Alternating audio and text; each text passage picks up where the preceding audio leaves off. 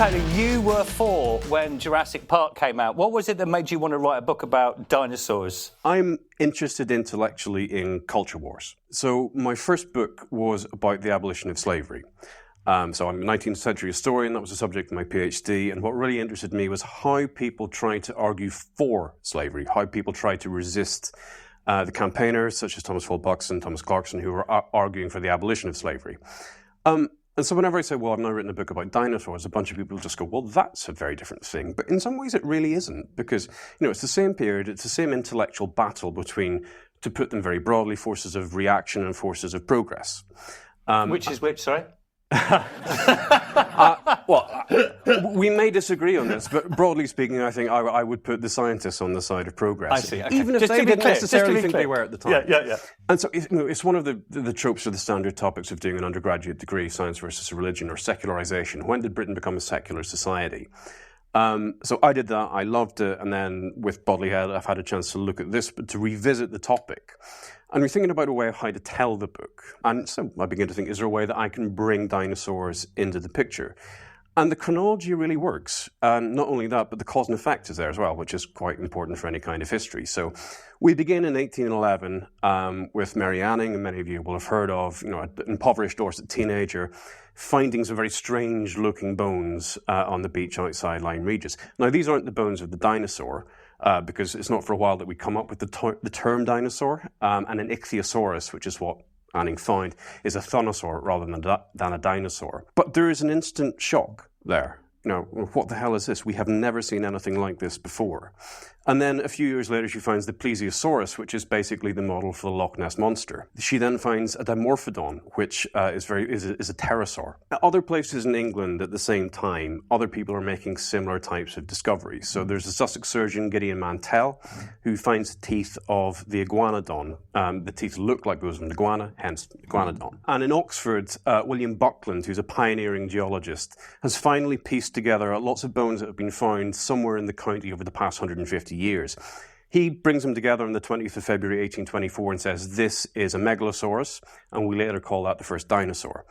So the 200th anniversary has just passed. That's pure coincidence. I didn't know this was going to happen whenever the book came out. It's actually quite good luck that he ended up calling it the megalosaurus, because technically the name should be the scrotum humanum, because whenever the thigh bone of the megalosaurus was first found in the 17th century, and it was illustrated in a book by Robert Plott and then by Richard Brooks, he thought that the end of the thigh bone looked exactly like a scrotum humanum. So that could have been the name of the first dinosaur, but thankfully we've got something slightly more elegant. So hang on a second. I just need to work something out. Given the fact that dinosaurs have been around for 10 million years or whatever it is, you'll tell me the number. Well, they haven't been around for 66 million years. Okay. So, but presumably their bones have been coming up also for millions of years. Okay. So how come in 1811 people will talk about discovering dinosaurs? Because presumably they have seen these bones for thousands and thousands of years. They have and they haven't. Okay. So the ancient Greeks and the Romans and other civilizations of the Near East and Central Asia knew dinosaurs. They just didn't know they were dinosaurs. They called them griffins and chimera and dragons and serpents, because from the dry rocks of that part of the world which could preserve the fossils, they were finding these things. So people coming back from the Silk Roads to the Mediterranean were reporting about these strange and amazing things. And that's where a lot of those mythological creatures come from. There were other bones found in the Low Countries, some in France, some in Bavaria, some in North and South America. But it wasn't really until the 1810s and the 1820s in Britain that everything comes together and there's a critical mass for the development of paleontology. There's a couple of reasons for that. The first is that Britain has got the ancient universities and it's got the learned societies of London where people can discuss these things. The second thing is the Industrial Revolution. And that is a matter of luck, at least for the development of paleontology, because there is a real commercial interest in digging into the ground. So it's not a coincidence that a lot of these bones are found in quarries, and Britain's probably got more quarries per square mile than anywhere else in the world at the time. So these things coming together, and whenever they start, there's a cultural prestige then attaches, and so there's a virtuous circle. Landowners begin to think, well, I might find a dinosaur in my land, but at the same time I might find coal, and that might be even better. So look, you're from Northern Ireland, I am. I'm guessing from Northern Ireland. And there's a famous chap from Northern Ireland who thought the world was 4,000 years old, Ussher. Yeah. Do you want to tell us about him? So Archbishop James Ussher was Archbishop of Armagh and Primate of all Ireland, the Church of Ireland, so Episcopalian, Anglican, in the 17th century. And he was an incredibly learned man. He hated everybody and just wanted to spend time with his books. There are some great phrases about him just really resenting the fact that in his episcopal duties he'd have to go and occasionally have dinner with somebody. He wanted to be in his library. And what really fascinated him, beside the early history of the church and the development of Christianity in Ireland, was piecing together the early history of the world. Now, people had tried to do this before. Ussher was certainly not the first one to do it. And all the way back in the 11th century in China, Shen Kuo is doing it in the same way that a lot of ancient Greeks had even tried to work out by various means how old the world might have been. But Ussher, rising through the episcopacy, has a lot of money, from the rents from his farms, and he spends this all on books. So he's got agents in all the great literary cities of Europe and the Near East, getting every manuscript he can get his hands on. And so what Ussher does, mostly during the Civil War, so he's in hiding as a royalist in Oxford, then in Cardiff, then it's Donat's Castle before going back to London, and he finishes writing his book at Charing Cross. He puts all of this together. So he works back through Greek history, Roman history, Persian history. He then goes into all of those really tedious verses in the Bible where X begat Y begat Z, and he works out 4004 BC, 23rd of October, round about 6 o'clock. That's the best I can do. And we might laugh at that, and I did for ages, but given the resources and the means of knowledge that were available to him at the time, it's an incredible feat of scholarship. And the reason that it sticks in the mind and that it became so dominant, certainly in the Anglophone world, is that by the middle of the 17th century, and then by the end of the 17th century, start of the 18th century, people begin to think about putting these dates in Bibles. And there's a new edition of the King James Bible, and there's the Bishop of Worcester proposes, well, let's put a date on the start of it. It goes 4004 BC, and that's where it sticks. Yeah. There's an edition of the King James Bible with dates in it for that. Yeah. Oh, God, I've never heard that. That's amazing. And that's where it comes from. And this is where it takes... 1670s it's proposed, 1680s, 1690s these books are printed. That's an era of massive migration from Britain to the New World. And so people taking these Bibles and the establishment of a very, very Protestant society in America, that's where the primacy of the date of 4004 BC comes from. How widespread is this? I mean, from Ussher's study to... So from Ussher's study until... Well, there are people writing and traveling and conducting experiments, the high years of the Enlightenment in the mid to the late 18th century. So Comte de Buffon, who was a famous French scientist, had heated up some iron and then tried to let it cool as a means of trying to work out, when might the core of the Earth have been created and got to its current temperature. There's a Scottish traveller, Patrick Bryden, goes to Sicily, and he with a Sicilian priest are watching lava cool on Mount Etna. And they're realizing that, okay, if this eruption in this lava is only this much and Etna is this big, we need a lot longer to work with. But it's not really until the 1790s when there's a Scottish geologist called James Hutton who is looking intimately at all of the movements of rocks in sort of the Scottish lowlands and the Scottish coastline, where he proposes that actually, there's no vestige of a beginning here. We can't see when this began. Now, that's a pretty dangerous thing to say in the 1790s, because we might think of that decade and this era as the high point of a kind of radical secularism, but really it's not, and especially not in Britain, because remember, Britain's at war with France, and France is atheistic, it's secular, it's egalitarian, it's democratic. Britain is positioning itself as a conservative Christian bulwark against any of this. So if you're a British publisher and you're trying to reprint Tom Paine, and his Age of Reason in this era, you're going to prison. If you translate Voltaire into English, you're probably going to prison. And there's one schoolteacher who does this and dies in prison. Richard Carlile, who's a free speech radical, is again doing this, and he's persecuted for seditious blasphemy. So I want to wait for the culture wars. I just want to hold off the culture wars because we're getting into culture wars there. I want to just see how we get to the culture wars stuff through the dinosaurs. So we have this discovery on Chisel Beach or wherever it is, and how does this permeate? How does the shockwaves of this discovery of these strange impossible monsters permeate. There are two intellectual trends occurring at the same time. We've got the discovery of all of these bones, and then we've got the development of a new and more radical form of geology. Charles Lyell, who's a Scottish barrister, hates the law. His eyes are shot, so he can't read anything. He just loves working in the field. He travels through the Auvergne, he travels down to Naples, and he works out or proposes to resurrect Hutton's theory about endless time, and says, well, we can only really understand the world, the geology of the world, by reference to processes that are ongoing. And this necessarily means that these processes happen very slowly, very gradually, very incrementally, and that needs an awful lot more time than James Ussher has given us. There's been more than 6,000 years of this happening. Now, Charles Lyell's Principles of Geology, which comes out in 1830, gets taken on a ship in 1831, which is called Beagle.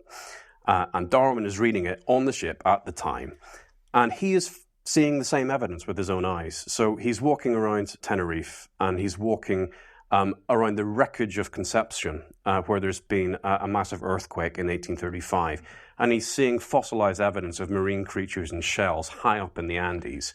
And he's beginning to think, okay, right, Lyell might be right about some things here. I mean, if you've only got 4,000 years, then you haven't got enough time for natural selection to do its stuff.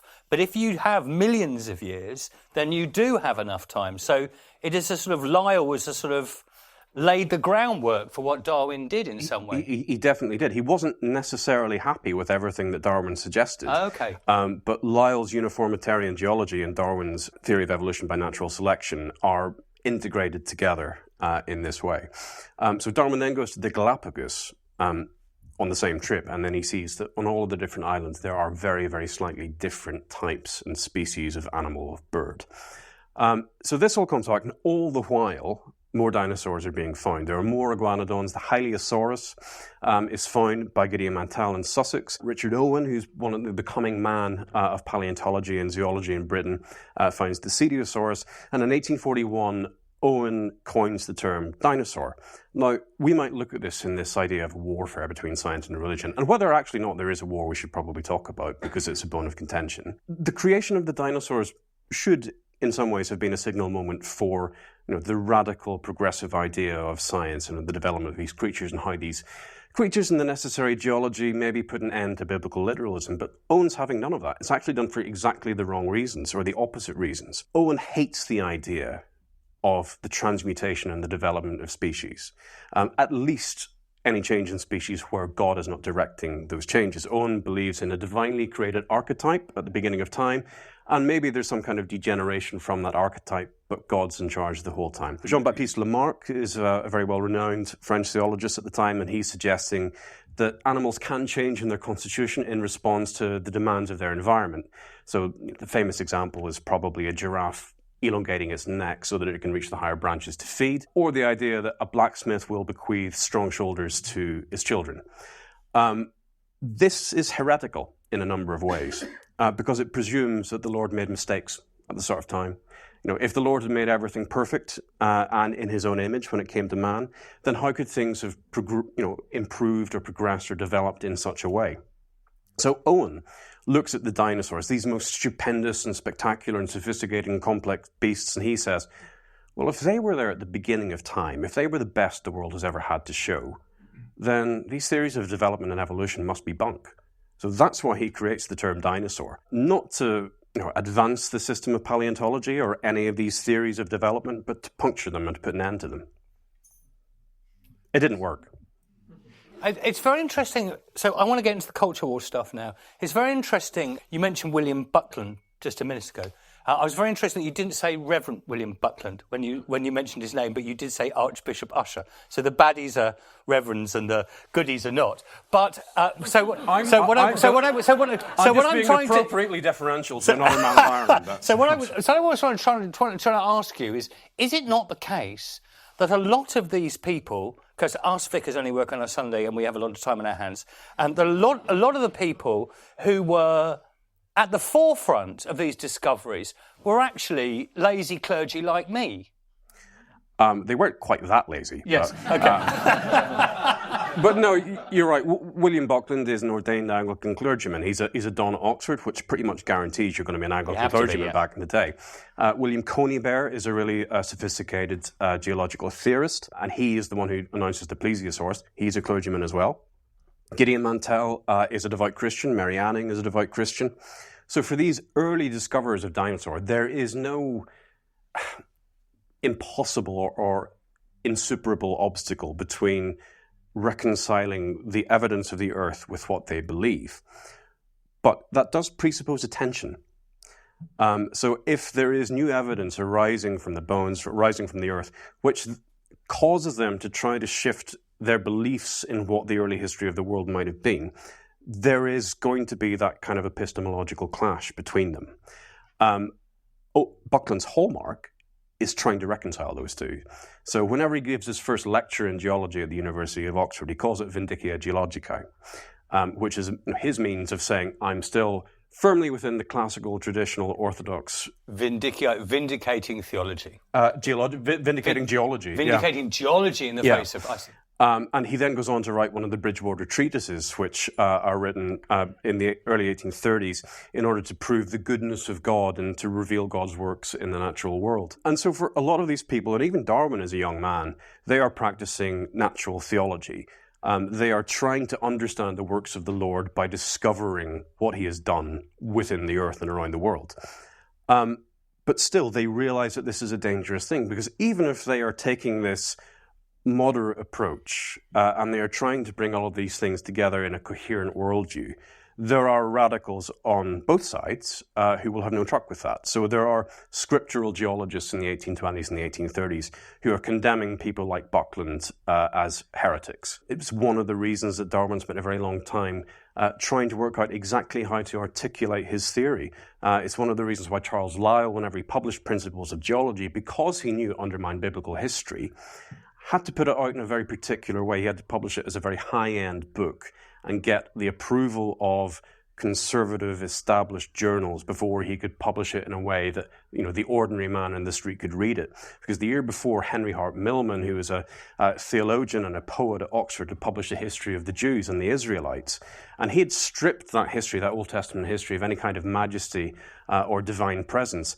And he was almost run out of the university for it. He was nearly defrocked because of it. So there is a real cultural danger in all of these works, certainly in the early 19th century. The way the story can be told is it can be told as if the only thing that's going on is going on within a mile of the Radcliffe camera. Okay, there's a way of telling that story. There is, yeah. But actually that's obviously not true. There are things going on all the way around the world, all the way around Europe, and we're a part of something, this discovery of dinosaurs with regard to theology, of things are going on in the University of Tübingen, for example. So there is all sorts of stuff about theology itself is changing at the same time. It's not quite that dinosaurs elbowed theology into the modern world, as it were. There are things that are going on at the same time. No, you're quite right. There are all of these different threads happening, and I've tried to bring them all together in the book, and I think and hope the book is the first one to actually do all of this. It's a story of history, and it's the history of science and religion from the beginning to the end of the 19th century put together in one thing, with a leitmotif of Strauss, for instance, is going... Certainly, yeah, Strauss, lots of the German higher criticism, as they call it, they are looking at the Bible, really minutely analysing the books of the Bible in all of the languages available to them. And, they are slightly concerned. They realise that these are not historically reliable documents. They begin to speculate that whatever mystery or majesty there is a kind of projection of the authors at the time. So they know, sorry to excuse my French, but they've worked out that Usher is bollocks without having to find dinosaurs on Chisel Beach. They have. Yeah. Is that right? I think that's fair. I think they realise that certainly the early chapters of Genesis, which purport to be history, are nonsense. Yeah. And I certainly think... Well, they're not history. Well, yes, they could be wonderful and splendorous metaphors, but they are not an accurate history of the first couple of ages of the Earth. But then what happens is then all of this German theology is beginning to filter its way into the UK at the same time. And there's this idea of the Victorian crisis of faith. Did it happen? Did it not? I think there's a lot of people who are sincerely doubting. Somebody like James Anthony Froude is a very promising academic at Oxford in 1849. He writes The Nemesis of Faith, where he really excoriates the Bible and the God of the Old Testament in particular. He calls him a fiend. He gets, again, like Millman 20 years before, he gets run out of the university. But we have then in the mid-19th century we are now, a coalescence of a science which suggests another world and a critical analysis of the Bible, which are suggesting to an increasing number of people that the intellectual balance of power is shifting considerably. So when you tell this story, what I loved about your book, which is brilliant, is that I've always known this story really through Darwin. And, not through geology, but through natural selection. And I can see actually there's a way of, you tell this story about, dinosaurs and geology being at least as important as Darwin for this particular crisis of 19th century faith. When you tell a story of natural selection and so forth, you're always having that debate with, between the Bishop of Oxford about, you descend from monkeys and all of that stupid debate that was had. Is there an equivalent sort of moment, if you're talking about geology, when there was this sort of this burst into the public consciousness, and this was a sort of became a thing that everybody started talking about? Well, if we're talking about paleontology and dinosaurs, I think the one moment where it's all brought out into the open is probably with the creation of the Second Crystal Palace. So the Great Exhibition in 1851, there's a debate at the end of it about what to do. So Britain is preeminent in science and industry. It would be a shame to waste all of this. It would be a shame to waste the palace. So the Brighton Railway Line buys the palace and shifts it all out to where Crystal Palace is now in Sydenham, South East London, which by coincidence was just about to be connected with Brighton by the railway. And they put everything up again, and now for the first time, because it wasn't there in the original Crystal Palace, they decide we're going to make models of dinosaurs, and we're going to make models of the other ancient inhabitants of the earth. And so this becomes a real spectacle. This is something that everybody wants to go and see. And they fascinate Victorian children and teenagers in the same way that they did with me in the 1990s.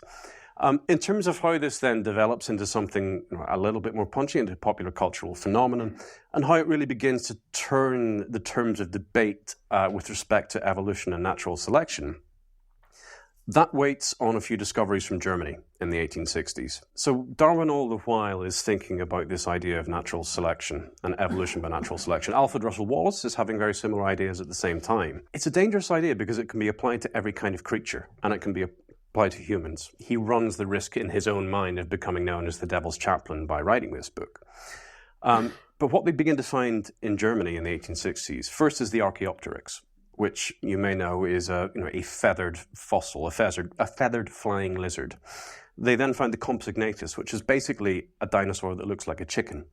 They then find in New Jersey the Hadrosaurus, which whenever they put it all together, must stand upright on two legs. And that's quite important because until then, you look at the dinosaurs in the Crystal Palace, everything is walking on four legs. Everything is slithering along the ground. But now suddenly they're putting together all of these new fossils and they all stand on two legs. They all look a bit like birds. And so Huxley especially, maybe more than Darwin, so Thomas Huxley, his bulldog, the great communicator and propagator of science, takes everything together in the 1860s and says, if we want to... that's blasphemy. We'll come to that in a sec. So he, in the presence of Richard Owen, taking all of this American and Bavarian evidence and then applying Darwinian theory to it all, says for the first time, look, if you believe in evolution, and I do, look at all of this. We've got reptiles that are like birds, we've got birds that are like reptiles, and we've got gradations. We've got the intermediate steps. We've got the missing link in these chains of animals. And that is really the thing that begins, at least in Huxley's mind and his allies in Britain in the 1860s and 1870s, to prove the theory of evolution. Within a few years, the bone wars kick off in the United States. So two great paleontologists, Edward Drinker Cope and Othniel Charles Marsh, are out in the West looking for their own fossils. And they find loads of stuff. And they find all the dinosaurs that are now familiar names, the Diplodocus, eventually the Tyrannosaurus by Barnum Brown, the Allosaurus, the Stegosaurus. But they also find fossilized birds with teeth, and they find further reptiles with feathers. And so Marsh who buys into Darwinian theory completely, meets the American Association for the Advancement of Science in Nashville in the 1870s and says, look, we've got it down pat. We've proved this. Evolution is true. And the way that we've got there is by looking at crocodiles, birds, dinosaurs. They're all the same family. And they are. Dinosaurs and birds are the same. Birds are dinosaurs. I'm a clergyman, okay. I look at all this stuff and say, yeah, this is obviously true. So I need to sort of inhabit a very different mental world in order to see it as a crisis, okay. And when I look at contemporary atheists like yourself, okay, what I tend to think is you're a version of the sealed knot, okay. You like to recreate old battles that you won, okay. You're recreating old battles that you won, and that's good for you. But tell me why I should care. Okay.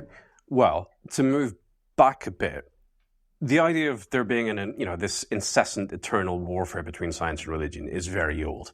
It's also a bit hackneyed. We might agree on that. Yeah. It is created in 1874 by John Tyndall, who's an Irish physicist and hates what the Catholic Church has done in Ireland, by Andrew Dixon White and John William Draper, who are two Yankee Protestant scientists who loathe the idea, again, about the Catholic Church, that religion has stopped the progress of humanity and progress of science over the previous 100 years. The idea that there are these two monolithic figures that are having an eternal fight between each other, that's pretty passé. And I address that in the book.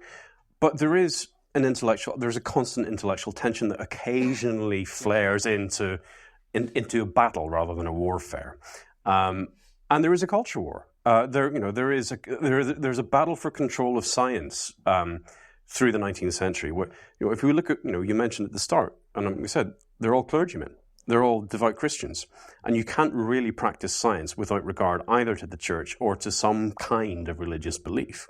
So what we have over the course of the 19th century, which is G'd up by theories of evolution and discovery of dinosaurs and the development concomitantly of all of these different sciences, is a fight for the right to practice science without having regard to religious dogma.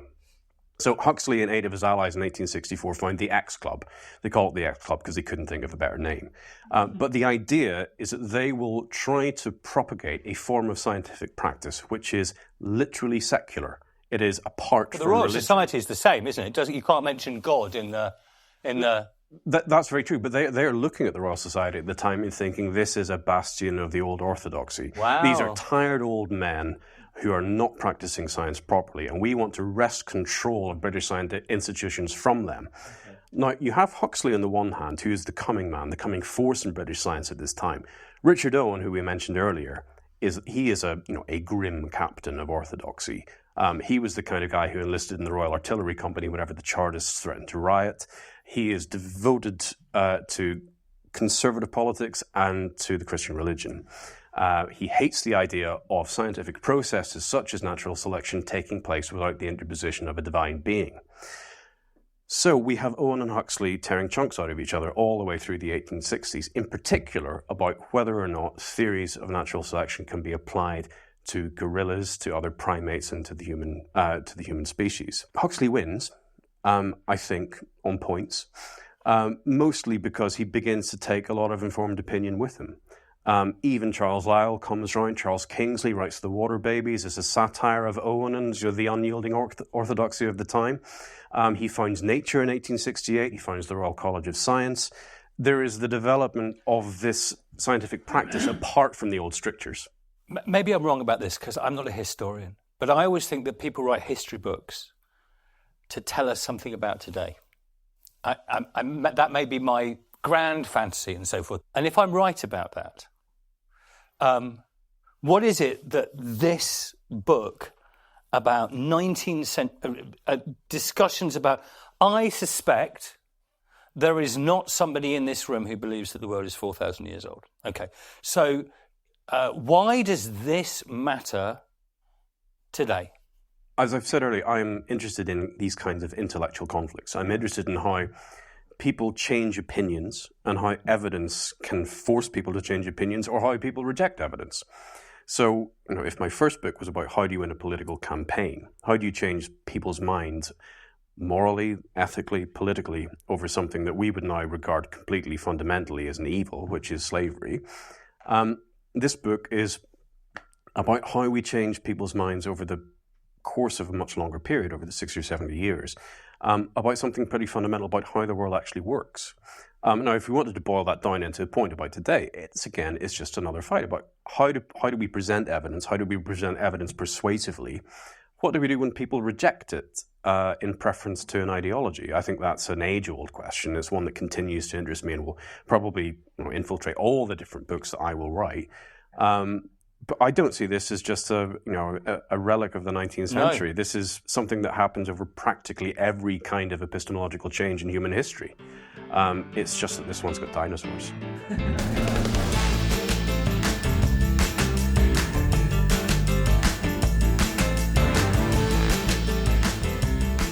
We have heard a lot about culture wars and about how science reacted to the news of the dinosaurs. How did the church respond? That's my interest. What was the response of the religious establishment and of people of religious faith?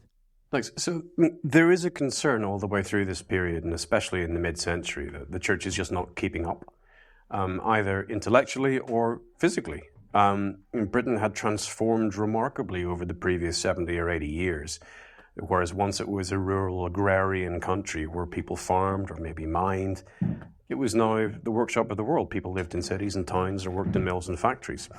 And one of the consequences of this is that there simply wasn't anywhere near enough space in the churches for the people. Because if Manchester has gone from being a small village to one of the greatest urban wonders of the world in the space of 50 years, there's no way there's going to be enough space in the churches for them.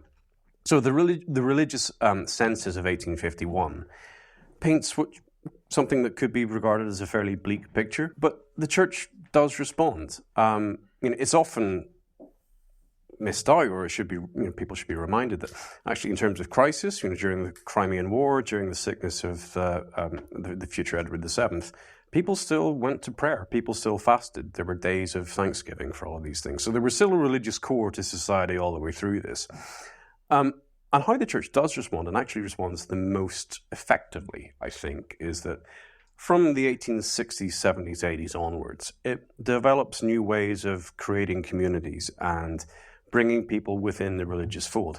Now, this is not to say that they're creating religiosity at the same time, because that, I think, has to be an internal process. But through muscular Christianity, they are creating an ethos whereby people can play games, they can play sports, they can be active, useful subjects of the empire at the same time as participating in the Anglican Communion. And it's no coincidence that I think from the 1870s and 1880s, as organised team sports begin to take off from Britain, that you have the churches at the very centre of that movement. So it's not the same as getting people devoutly sitting on church pews 3 times a day, but if you have them within a church environment, boxing or playing cricket or playing football, that's better than nothing. So the church transforms what it is from this font of all authority into a source of community and morality by the end of the 19th century. And I think at least 3 Premier League clubs this year, Man City, Everton and Fulham, all began as church teams. The YMCA is probably one of the most successful. More than those 3. Yeah, at least. Yeah. Way more. Birmingham, there's loads that did. Yeah. Aston Villa was a church. Was the church team, and I did actually. We haven't met before, but we texted each other the other day, and I looked through Michael's Twitter feed, and I discovered a mutual love of football and a mutual loathing of Liverpool Football Club. And it's been bringing people together for 150 years. When does the general population really start to accept, or at least to know about, the dinosaurs, and that there is an alternative to what the church line, the biblical line was about the origins of the earth? When does the actual population, not the intellectuals, but the population start to understand this? Mine's a bit of a follow-on, actually, to that question, which is like, when do things go from being huge controversies to being utterly absorbed into the sort of the fabric of society? and why do we forget? Like, what is the forgetting, and how quick is that forgetting? Is that a generational thing or a couple of generational things? Like, there are such huge scandals and new waves of knowledge, yet it becomes clearly deeply absorbed so quickly that we forget. This is like wonderful, this talk, because it feels like so shocking. These dinosaurs versus religion. I think we're facing certain things right now, without going into the culture wars, that how does that get absorbed deeply into the bones of a culture? The Crystal Palace is really important in that. It brings, a physical demonstration of the dinosaurs to hundreds of thousands, if not millions of people from 1853-54. A really important development is the 1870 Education Act, which expands elementary education massively in Britain. And at the same time, you have improved technology, which means that people can print many more books and pamphlets and newspapers much more quickly. Round about the same time, the final taxes on knowledge, the final duties on newspapers are lifted. So from the 1870s and 1880s, you have much more popular science being published. You have lots of illustrations and engravings of dinosaurs being put into those books. The Illustrated London News is a really important development. You've got lots of people reading that every single week. Images of dinosaurs. People are going to lectures and taking the slides or the images from those lectures and putting them back into the newspaper. So we have, by the end of the 19th century, it's still not a completely literate society, but it is a much more literate place than it had been in the 1810s and the 1820s. And we do get a popular demand for science and for dinosaurs. And the great apogee of this happens at the turn of the 20th century, when you get probably one of the few great adventure stories of all time, which is The Lost World, which is about the discovery of dinosaurs which have suddenly survived in South America. You then have some of the very first animations being shown in cinema theaters are of dinosaurs. So they're there at the very beginnings of those popular culture phenomena, and I think in some way they helped to create them. How much is this debate over dinosaurs, the culture war over dinosaurs, actually a sort of cipher for a debate over politics, over like broader politics?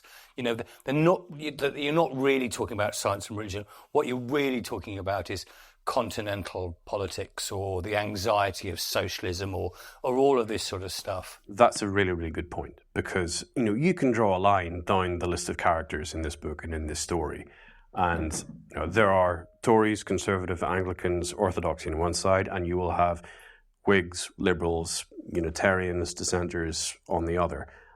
It's not a coincidence that somebody... so the two people on the Beagle voyage, to give you the example, who've written really good records of it.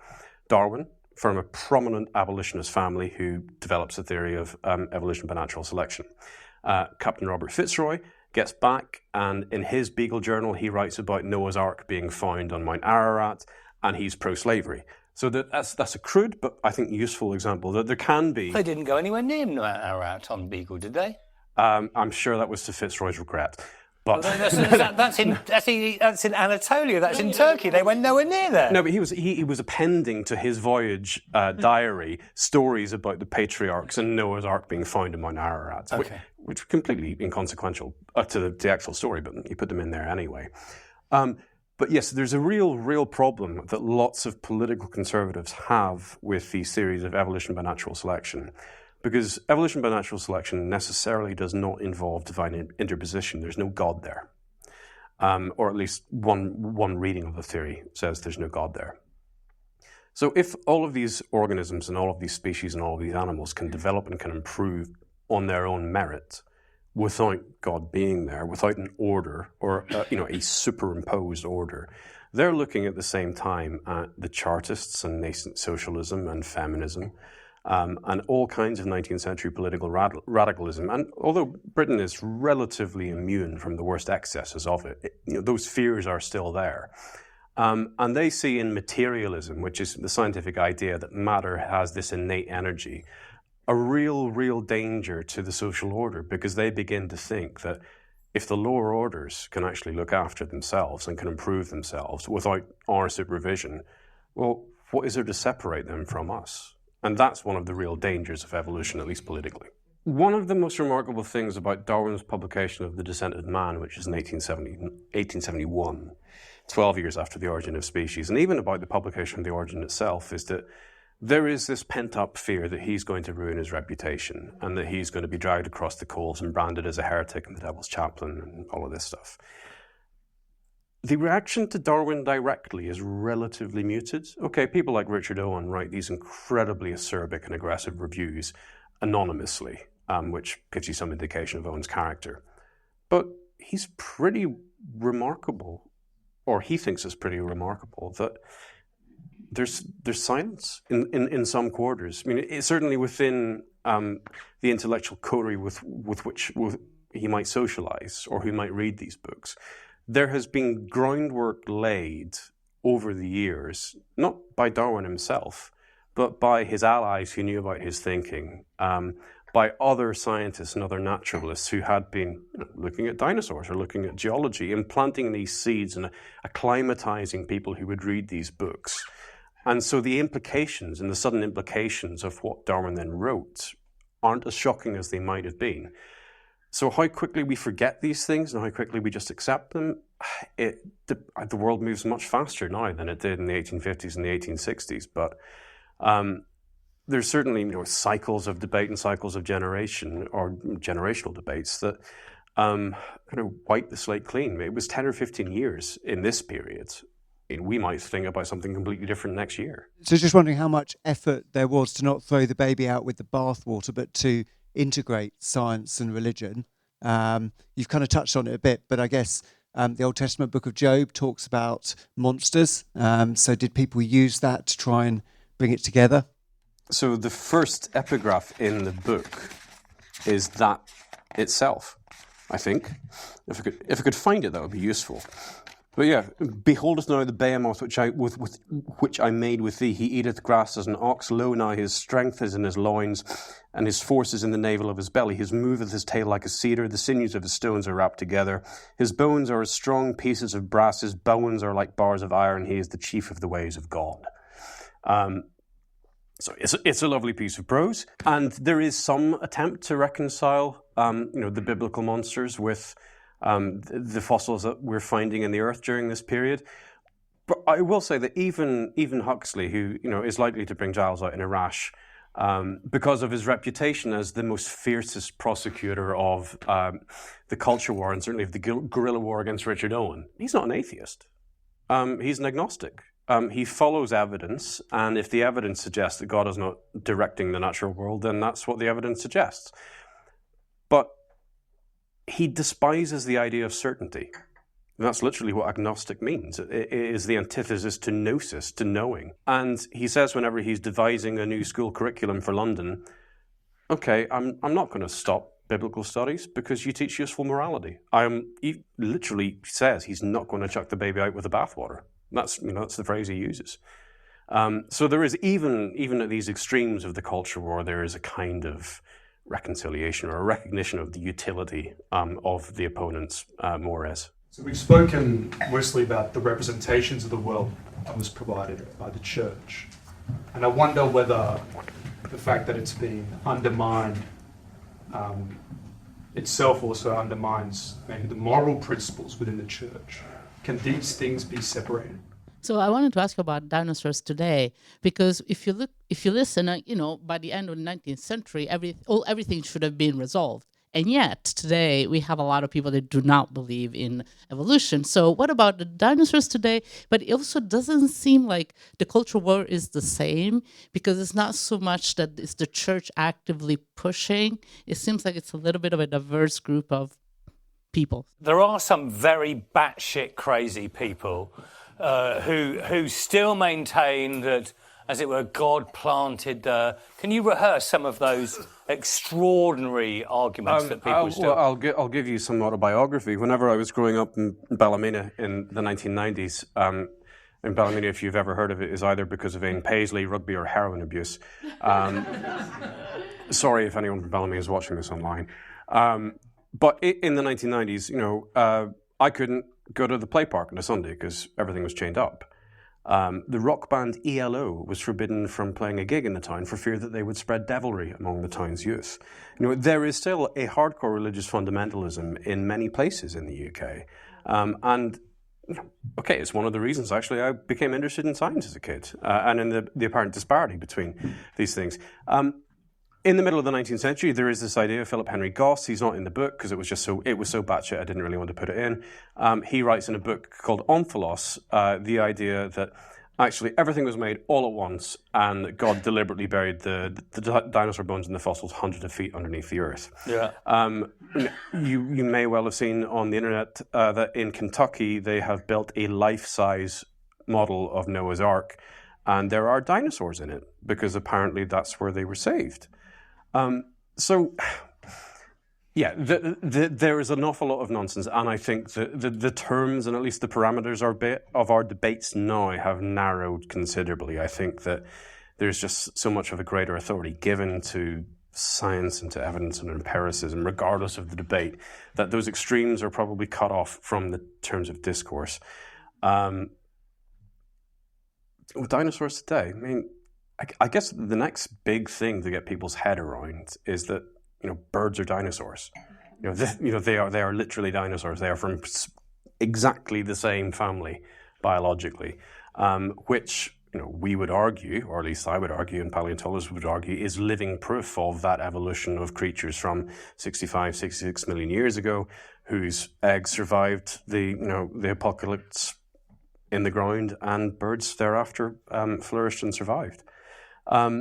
Going back to the first question, which was, I think, about the potential disconnect between the strength of the church and the strength of religion as a font of morality. The church was willing, I think, tacitly, very quietly, to yield ground in terms of its ability to represent the natural history of the world with authority. It found itself, a niche is too small a world, but it found itself a much more cultural place, or a much more accommodating place within the national culture, as something that could provide succor and ethical guidance and a form of morality to people. And I think that was a necessary compromise to make, because it wasn't going to win the evidential battle. There was enough of it, and there was enough of it that was persuasive, that maintaining that the world had been created in 4004 BC on a Saturday evening, that would have been nonsense. And lots of people by the early 19th century knew that was nonsense. But by yielding that, I think it actually empowered itself a little bit further to still provide that kind of pastoral leadership that Giles and many other people will still give today. It feels to me, anyway, that new atheism tried to sort of weaponize this debate that you have cast in a more nuanced way. Do you think that period, which I think is probably past, was not a good way of, was not a good lens through which to see this particular period? I think the period of new atheism, so if we're talking about the noughties, really, that decade of the God delusion and Dennett and Harris, the Four Horsemen, as they were called, and I read them all as a kid. I probably agreed with some of what they wrote as a kid. They all approached the subject from very different perspectives and with very different ideals. Some biological, some psychological, some philosophical, some explicitly political, and they've all gone in very different directions now.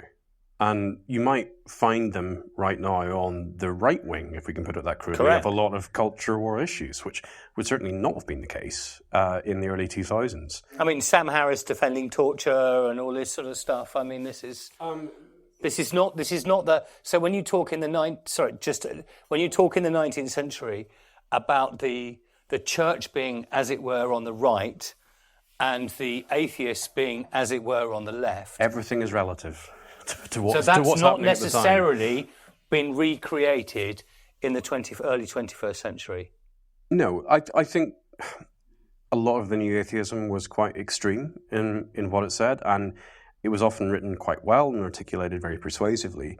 But I think certainly its most notorious is wrong, its most persuasive proponents were addressing certain issues with a degree of extremism which has become apparent in the other issues to which they now address themselves. And therefore, if we were to take the approach that they adopted 15 years ago to the period of history that I've written about, we would find a very, very different history being written. And I'm not sure it would be a better one. Ladies and gentlemen, would you please join me in putting your hands together for Michael Taylor? Thank you very much indeed.